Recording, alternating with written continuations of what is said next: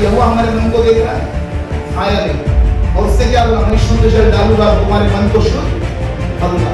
अब तो शुद्ध जल डाल रहा है किससे? कि हमारे मन के अंदर बैठे हुए कठिनता है जिसको हम पकड़ते रहे, हमने पकड़ा है, जड़ से पकड़ा है, हम नहीं करेंगे, हम नहीं करेंगे, हम नहीं मानेंगे, कुछ भी हो जाए, मुझे कोई परवाह नहीं होगी आप उसको माने न माने, लेकिन आपने अगर इस संदेश को नहीं माना तो एक न्याय के दिन आप परमेश्वर के सामने होंगे।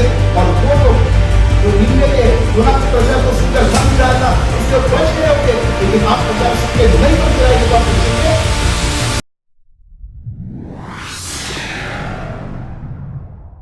शाम में मैं आपको बताना चाहता हूं कि हमारा जो परमेश्वर है वो जिंदा परमेश्वर है, और वो सुनता है, वो बोलता है, वो चलता है और वो देखता भी है। Praise the Lord, hallelujah.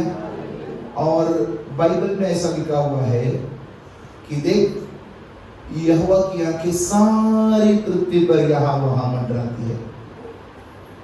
दूसरा इतिहास 16 अध्याय इसके 9 वचन में लिखा है, परमेश्वर की आंखें सारे पृथ्वी के ऊपर मंडराती। कहां मंडराती है? आप पृथ्वी पर है या पृथ्वी के नीचे है? फटाफट, कहां पर है आप? पृथ्वी पर है। आप आकाश के ऊपर है या पृथ्वी पर है? और परमेश्वर की आंखें कहां पर मंडराती है? कहां पर मंडराती है? अच्छा, पहले मंडराई थी या अभी मंडरा रही है? अभी मंडरा रही है। ये कल मंडराने वाली है या आज और अभी मंडरा रही है? अभी मंडरा रही है। Very good. परमेश्वर के वचन में लिखा है, देख यहोवा की आंख दृष्टि सारे पृथ्वी पर इसलिए मंडराती है। इसलिए क्या लिखा है? इसलिए। इसके पीछे एक कारण है, और वो कारण है कि वो देखता है। कहां देखता है? हृदय में। कहां? हृदय में, अंदर। कहां देखता है वो? अंदर। वो और वो क्या देखता है कि किसका हृदय निष्कपट है। कैसा हृदय देखता है वो? कैसा देखता है? निष्कपट हृदय को देखता है। किसका हृदय निष्कपट है? मैं अपनी ताकत उसके अंदर दिखाएगा। परमेश्वर हमारे जीवन से अपनी ताकत को बहते हुए दिखाना चाहते हैं, लेकिन कब वो दिखाएंगे मालूम है? जब हमारा हृदय बदला हुआ होगा। परमेश्वर एक बदला हुआ हृदय चाहते हैं। कैसा हृदय चाहते हैं? बदला हुआ, एक नया हृदय चाहते हैं। जैसे आपने शुक्रवार को सुना ना, एक नया मार्ग है, वैसे एक नया हृदय। पिछले दिनों में यज़ेकिएल की पुस्तक से हमने पढ़ा था, परमेश्वर कहते हैं, मैं तुम्हारे अंदर से पत्थर का हृदय निकाल दूंगा और तुम्हें मांस का हृदय दूंगा, और मैं अपनी आत्मा तुम्हारे भीतर दूंगा और मेरी विधि में मैं तुमको चलाऊंगा। तो प्रियो, परमेश्वर हमारे हृदय को देखते हैं, और हृदय को देखकर वो अपनी ताकत हमारे जीवन में भेजते हैं, दिखाते हैं। परमेश्वर की आंखें सब जगह पर मंडराती है, और क्या आपको मालूम है इस शाम में उसकी आंखें आप लोगों में लगी है? क्या आपका विश्वास है? क्या आपका विश्वास है? शायद आपको पता भी नहीं हो, क्योंकि बाइबल में लिखा हुआ है कि परमेश्वर ने दाऊद को देखा। दाऊद को देखा, और जब दाऊद को देखा तो दाऊद एक छोटा सा बच्चा था, और परमेश्वर ने उसको ये नहीं देखा कि ये बहुत बड़ा शूरवीर दिख रहा है, बहुत दिलडोल है, बहुत ऊंचा है, बहुत राजा जैसा उसका पर्सनैलिटी है, व्यक्तित्व है। लेकिन परमेश्वर ने देखा ये छोटा बालक है, लेकिन एक चीज इसके अंदर है। वो क्या है मालूम है? बाइबल में पहले शमूएल 15वां अध्याय 19 वचन में परमेश्वर ने के दास शमूएल के द्वारा शाऊल राजा से परमेश्वर ने यह कहलाया कि तूने, जल्दी से अगर किसके वचन है तो निकालिए और पढ़िए 15 और 19। पहला शमूएल 15वां अध्याय 19 वचन। तैयार रहिए वचन पढ़ने के लिए। जो मुझे बाएं हाथ मैं बोलूंगा, बाकी पढ़ने के लिए तैयार। 19। फिर तूने किसके लिए यहोवा की यह बात टालकर लूट पर टूट के वह काम किया जो यहोवा की दृष्टि में बुरा है? यहोवा की दृष्टि में, यानी कि यहोवा की दृष्टि शाऊल पे लगी हुई थी, हाँ या नहीं? शाऊल पे लगी हुई थी, आप पर भी लगी हुई है, मेरे पर भी लगी हुई है। किस पे लगी है? कि हम उसके बातों को मानते हैं या उसकी बातों को नहीं मानते। कल हम उसकी बातों को मानने वाले हैं या नहीं मानने वाले हैं, वो भी आज हमारे मन को वो जानता है कि कल हम मानेंगे कि नहीं मानेंगे। आज प्रभु के सेवक प्रचार करेंगे, लेकिन वो हर एक हृदय को देखता है कि कल ये मानने वाले हैं, कल ये बदलने वाले हैं। जैसे मैंने आपको बताया कि 19 साल से बपतिस्मा का प्रचार हुआ, सैकड़ों लोगों का बपतिस्मा हुआ, बपतिस्मा के बारे में सुना, परमेश्वर की भलाई को देखा, चंगाई को देखा, आशीष को देखा और बरकत को देखा, सब देखा, लेकिन बपतिस्मा वाली बात अभी तक मानी नहीं। खैर, मेरा कहना यह है कि परमेश्वर ये बात को जानते थे। मैं इस बात से थोड़ा विचलित हूं, आप भी इस बात से विचलित हो गए कि मैं बपतिस्मा लेकर 10 साल हुआ है और मैं 10 साल पहले आया और मेरे को 10 साल, लेकिन पास्टर जिसके बारे में कह रहे हैं 19 साल हो गए, लेकिन परमेश्वर उससे विचलित होता है क्या?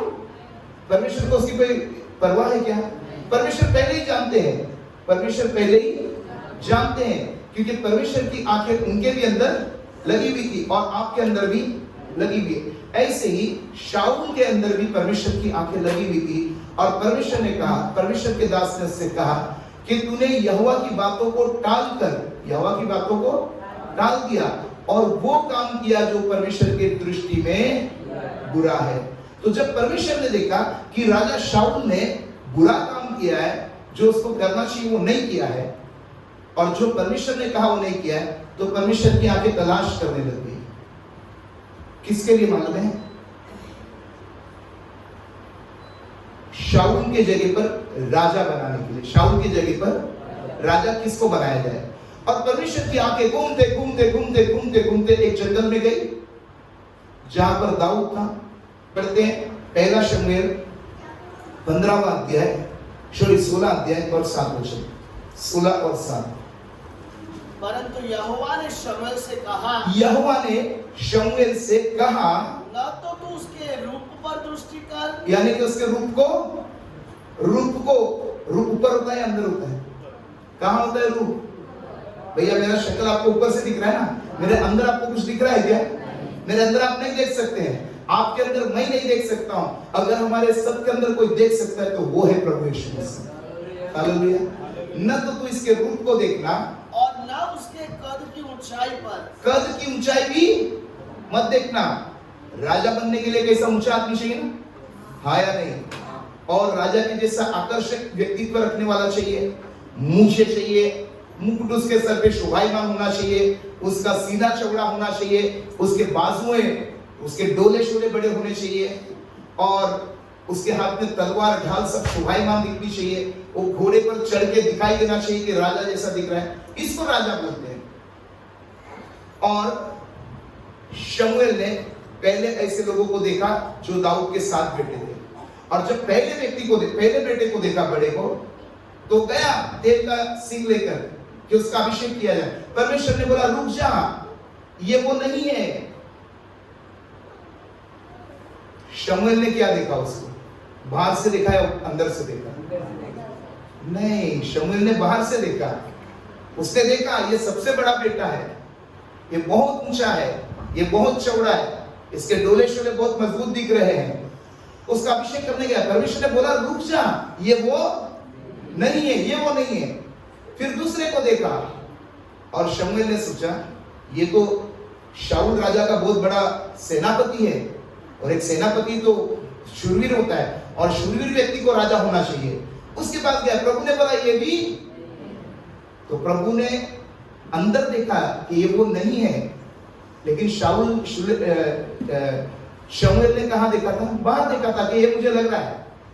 हम ऐसे ही देखते हैं, हम अच्छा कौन है बुरा कौन है ये सब बाहर से देखते हैं।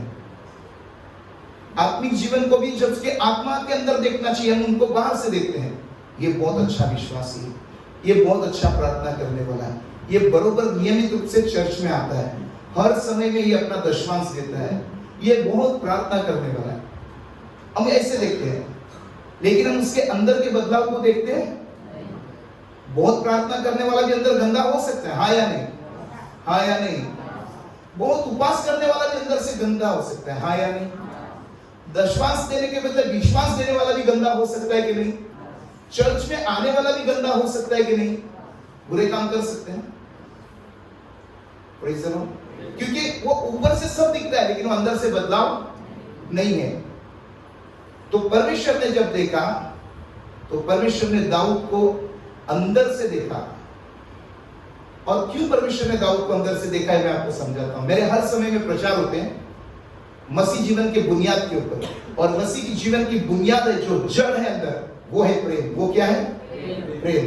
क्योंकि प्रेम के बारे में बहुत प्रचार है।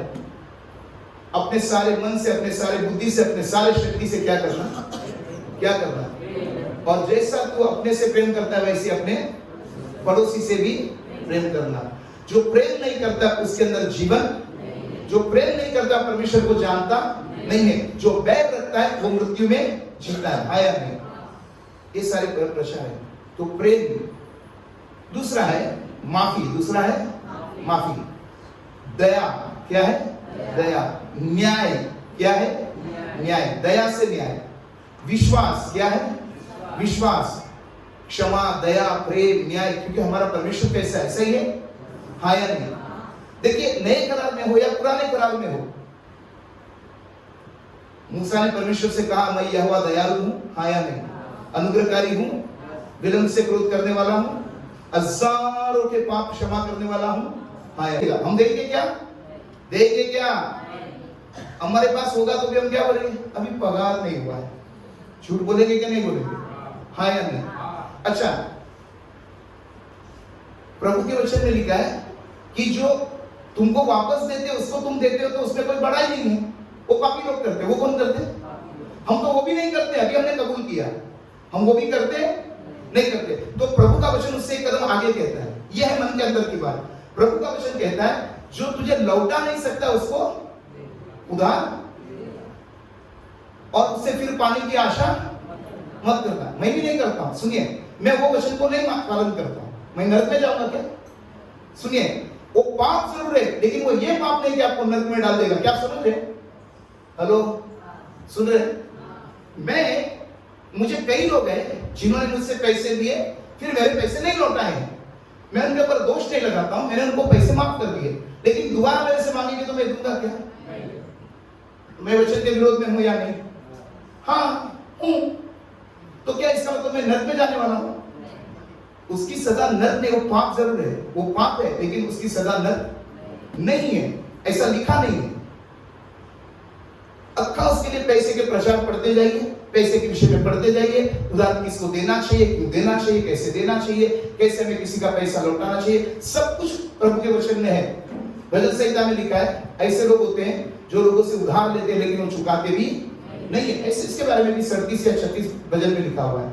और जो वो दुष्ट होते हैं, वो कैसे लोग होते हैं? उनको वहां दुष्ट लिखा है। और धर्मी दान करके दान करते रहता है। धर्मी दिन भर दान करता है, और दुष्ट क्या करते हैं? उधार पैसे भी चुकाते नहीं है। हम वचन जानते हैं, हमको मालूम है इसको देना, ये दुष्ट आदमी है, वापस देने वाला नहीं है। मैं वचन जानता हूं, इसलिए आपको बोलता हूं। आप वचन नहीं जानते, आप इसलिए नहीं देते। लेकिन क्या आप पापी हैं? आपने किसी को पैसा उधार नहीं दिया तो आप नरक में जाएंगे क्या? नहीं जाएंगे। आपने पाप जरूर किया है, लेकिन आप नरक में नहीं जाएंगे। तो पाप बहुत है। आज जिस पाप की ओर मैं आपको लेके जाता हूं, नरक में जाने वाला पाप है। आप अगर अंदर से नहीं बदले तो आप नरक में जाने वाले हैं। क्षमा नहीं करेंगे, प्रेम नहीं करेंगे, तो आप नरक में जाने वाले हैं। मैं बताऊंगा आपको दाऊद को क्यों चुना, मालूम है? आइए जल्दी से निकालें। पहला शमूएल 26वां अध्याय और 24 वचन। 26 और 24 थोड़ा जल्दी करिए। इसलिए जैसे तेरे प्राण आज मेरी दृष्टि में प्रिय ठहरे।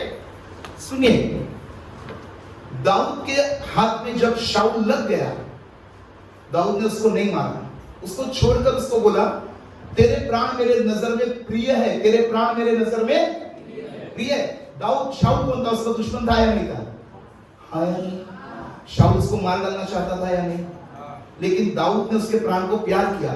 शाऊल उसके प्राण को प्यार कर रहा था या प्राण ले लेना चाहता था? शाऊल दाऊद के प्राण लेना चाहता था। अगर हम होते तो हम बोलते, बाबा बोले इसके प्राण नहीं लेते, लेकिन आज से कटती बात नहीं करेंगे। उसने सामने से बोला, आज तेरे प्राण, तेरा जीवन मेरे नजर में कीमती है, प्यारा है। सॉरी, प्राण क्या क्या? प्रिय ना? प्रिय। आज तेरी जान मेरे को प्यारी है, तेरी जान मुझे। दुश्मन की जान दुश्मन को प्यारी हो सकती है क्या? परमेश्वर ने दाऊद के अंदर ये देखा था। दाऊद के अंदर क्या देखा था? ये देखा था कि ये दुश्मन से भी प्यार करता है, ये दुश्मन को भी मारेगा नहीं। एक बार मालूम है, जब वो नाबाल को मारने गया था, इसका मैं प्रचार किया था, शायद आपने सुना हो, सुबह किया शाम को किया, दोनों टाइम किया, मुझे मालूम नहीं है। नाबाल को मारने के लिए जब दाऊद गया तो अबीगाल जो नाबाल की औरत थी उसने रास्ते में मिलकर दाऊद को रोका। उसने बोला, मेरा स्वामी उस दुष्ट के खून से अपने हाथ को क्यों दोषी कह रहे? क्योंकि वो तो अपनी मौत मरने वाला, वो दुष्टता की मौत मरने वाला है, लेकिन तू आने वाले समय का इजराइल का भावी राजा है। जब तू राज करने को बैठेगा तो तू अफसोस करेगा कि मेरे हाथ से खून हो गया है। तुझे अफसोस नहीं होना चाहिए, उसको मत मारना। दाऊद ने बात मानी कि नहीं मानी?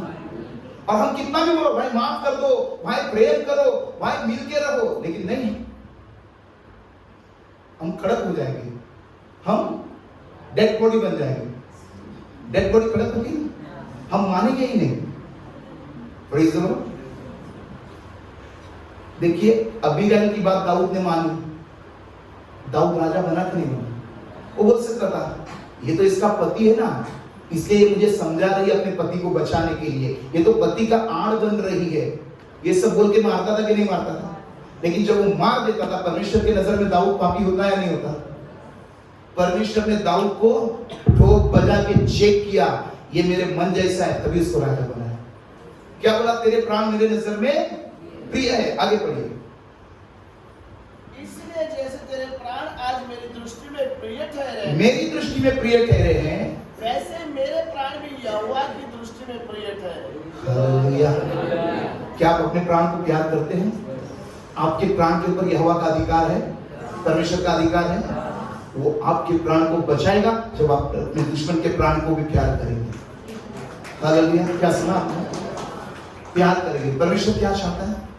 नई करार में क्या लिखा है? अपने शत्रु से, अपने शत्रु से। ऐसा मत बोलो शत्रु उस पे ठीक है, हम उससे नफरत तो नहीं करेंगे, लेकिन हम उससे प्रेम भी नहीं। देखिए, उससे प्रेम करना, ये नहीं करना, ये नरक में लेके जाएगा, ये भी बताता हूं। आप अगर उधार नहीं लेंगे ना पैसे, तो आप नरक में नहीं जाएंगे, लेकिन प्रेम नहीं करेंगे तो नरक में जाएंगे, इसकी गारंटी है। क्वेश्चन है इसका। आप अगर माफ नहीं करेंगे तो नरक में जाएंगे, आप अगर क्रोध करेंगे तो आप नरक में जाएंगे, आप अगर बदला लेंगे तो आप नरक में जाएंगे, इसकी गारंटी है। आपके धर्म के काम आपको बचाएंगे नहीं, इसकी भी गारंटी है। बताऊंगा वचन से। ओके, चलिए पढ़िए। इसलिए जैसे तेरे प्राण आज मेरी दृष्टि में प्रिय ठहरे, हाँ। वैसे मेरे प्राण भी यहोवा की दृष्टि में प्रिय ठहरे। मेरे प्राण भी यहोवा की दृष्टि में प्रिय ठहरे, और वह मुझे समस्त विपत्तियों से छुड़ाए। हालेलुया। आशा कर सकते हैं आप, जब आप किसी को माफ करेंगे तो आपके अंदर आशा जगेगी, मैं गलत करूंगा तो मुझे माफ कर देगा। आप दुश्मन से प्रेम करेंगे, आपके अंदर आशा जगेगी, वो भी मुझसे प्रेम करेगा, भले मुझसे गलत हो जाएगा लेकिन वो मुझसे प्रेम करेगा। मैं किसी के प्राण को प्रिय जानूंगा, नाश नहीं होने दूंगा, वो भी मेरे प्राण को प्रिय जानेगा। शुक्रवार को हमने याकूब की पुस्तक के 5वें अध्याय का एक वचन पढ़ा और वहां लिखा कि जब कोई एक व्यक्ति पापी के प्राण को, एक पापी व्यक्ति को बचाता है, थोड़ा जल्दी से पढ़ लीजिए याकूब 5:19 या आखिरी है, सेकंड लास्ट वचन, सेकंड लास्ट 5 का। जो कोई भी एक पापी को फेर लाता है वो एक प्राण को बचाता है। पढ़िएगा। है मेरे भाइयों, यदि तुम में से कोई सत्य के मार्ग से भटक जाए, सत्य के मार्ग से तुम में से, विश्वासियों में से भटक जाए तो क्या करने का?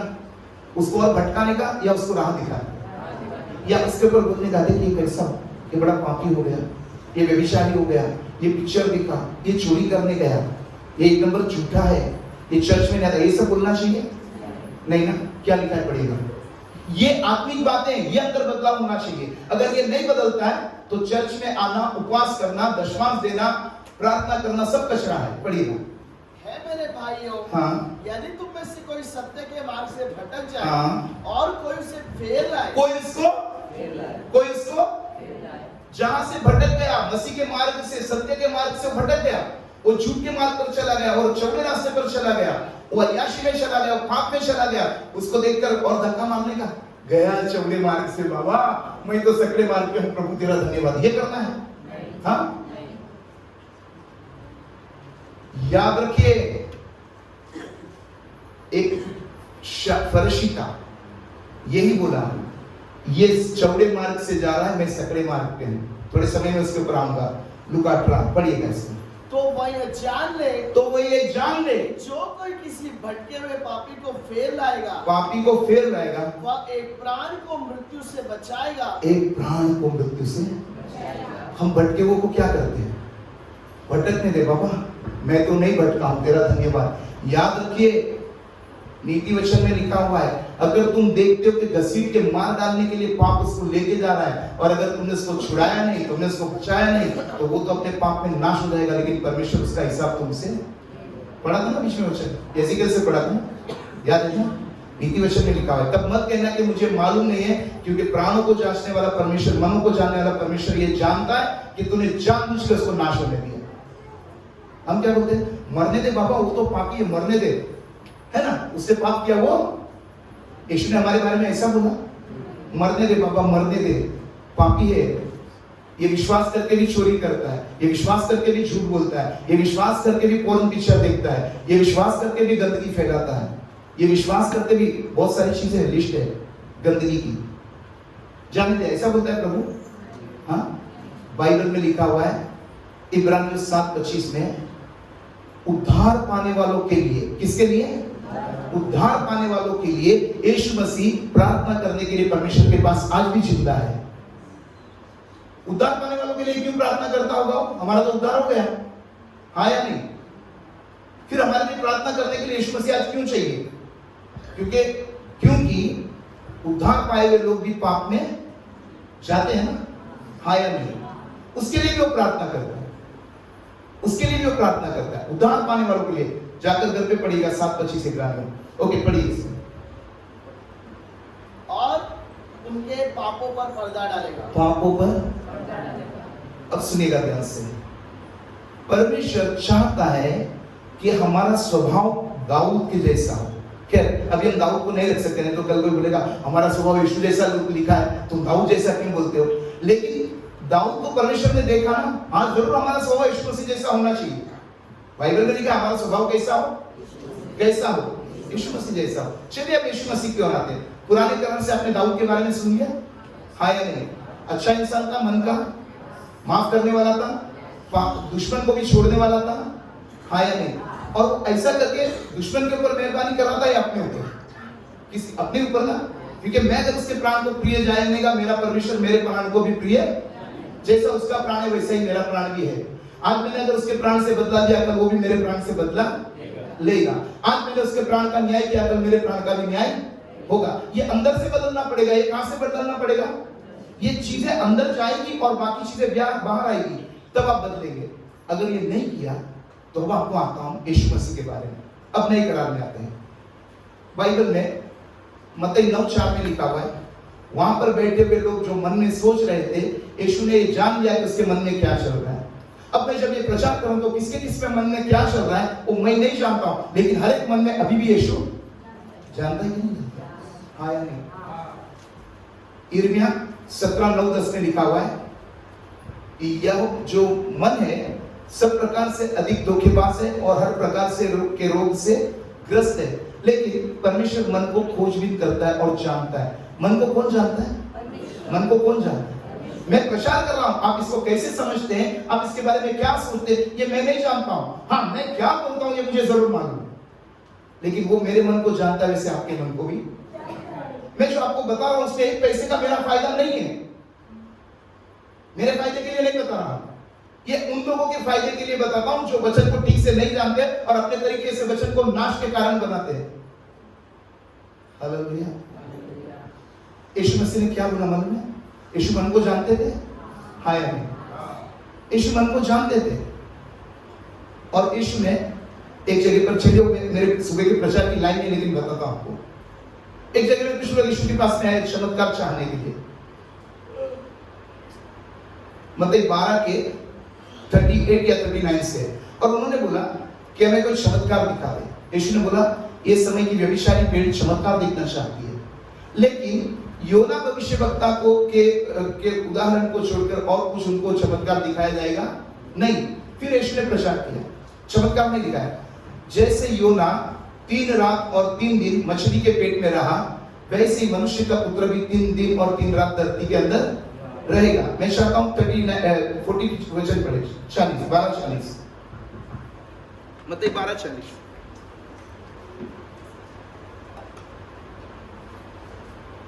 योना 3 रात दिन जल जंतु के पेट में रहा। योना जल जंतु के यानी मगरमच्छ के पेट में 3 रात और 3 दिन रहा। वैसे मनुष्य का पुत्र हाँ 3 रात दिन पृथ्वी के भीतर है। पृथ्वी के नीचे रहेगा। रहा ना यीशु 3 रात दिन? हाँ या नहीं? मर के रहा ना? हाँ पढ़िए आगे। नीनवे के लोग न्याय के दिन, नीनवे के लोग न्याय के दिन मतलब क्या है?